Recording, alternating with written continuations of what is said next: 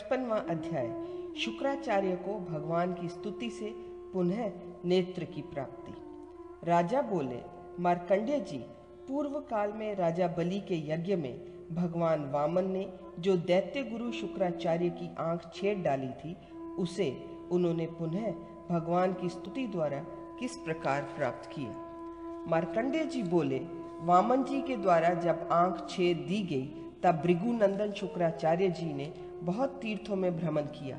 फिर एक जगह गंगा जी के जल में खड़े हो भगवान वामन की पूजा की और अपनी बाहें ऊपर उठाकर शंख चक्र गदाधारी सनातन देवेश्वर भगवान नरसिंह का मन ही मन ध्यान करते हुए वे उनकी स्तुति करने लगे। शुक्राचार्य जी बोले, मैं संपूर्ण विश्व के स्वामी और श्री विष्णु के अवतार उन देवदेव वामन जी को नमस्कार करता हूँ, जो बालिका अभिमान चूर्ण करने वाले परम शांत सनातन पुरुषोत्तम हैं, जो धीर हैं, शूर हैं, सबसे बड़े देवता हैं, शंख चक्र और गदा धारण करने वाले हैं। उन विशुद्ध एवं ज्ञान संपन्न भगवान अच्युत को मैं नमस्कार करता हूँ, जो सर्वशक्तिमान, सर्वव्यापक और सबको उत्पन्न करने वाले हैं। उन जरा रहित अनादिदेव भगवान गरुड़ध्वज को मैं प्रणाम करता हूँ। देवता और असुर सदा ही जिन नारायण की भक्ति पूर्वक स्तुति किया करते हैं, उन सर्व पूजित जगत गुरु भगवान ऋषिकेश को मैं नमस्कार करता हूँ। यतिजन अपने अंतःकरण में भावना द्वारा स्थापित करके जिनके स्वरूप का सदा ध्यान करते रहते हैं, उन अतुलनीय एवं ज्योतिर्मय भगवान नृसिंह को मैं प्रणाम करता हूँ। ब्रह्मा आदि देवतागण जिनके परमार्थ स्वरूप को भली भांति नहीं जानते, अतः जिनके अवतार रूपों का ही वे सदा पूजन किया करते हैं, उन भगवान को मैं नमस्कार करता हूँ। जिन्होंने प्रथम इस संपूर्ण जगत की सृष्टि की थी, फिर जिन्होंने दुष्टों का वध करके इसकी रक्षा की है, तथा जिनमें ही ये सारा जगत लीन हो जाता है, उन भगवान जनार्दन को मैं प्रणाम करता हूँ।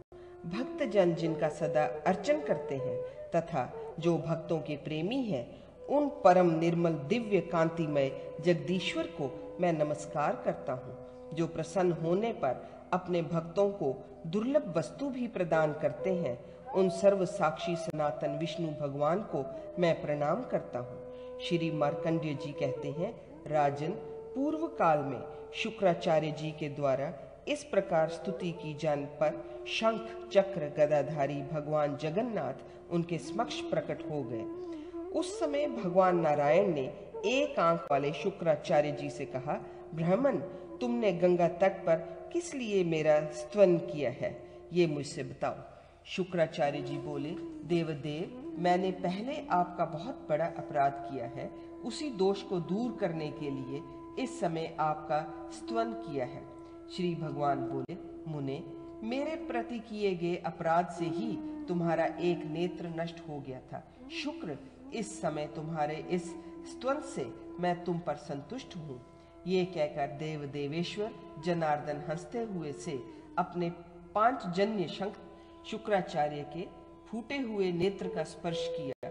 नृपश्रेष्ठ शारंग धन्व देवदेव विष्णु के द्वारा शंख का स्पर्श कराए जाते ही शुक्राचार्य का वह नेत्र पहले की भांति ही निर्मल हो गया। इस प्रकार शुक्राचार्य को नेत्र देकर और उनसे पूजित होकर भगवान लक्ष्मीपति तुरंत अंतर्धान हो गए और शुक्राचार्य भी अपने आश्रम को चले गए। राजन, इस प्रकार पूर्व काल में मुनिवर महात्मा शुक्राचार्य ने देवेश्वर भगवान विष्णु की कृपा से अपना नेत्र प्राप्त कर लिया। यह प्रसंग तुम्हारे प्रश्नानुसार मैंने सुना दिया। अब तुम्हें मैं और क्या सुनाऊं? तुम्हारे मन में और भी यदि कुछ पूछने की इच्छा हो तो मुझसे प्रश्न करो।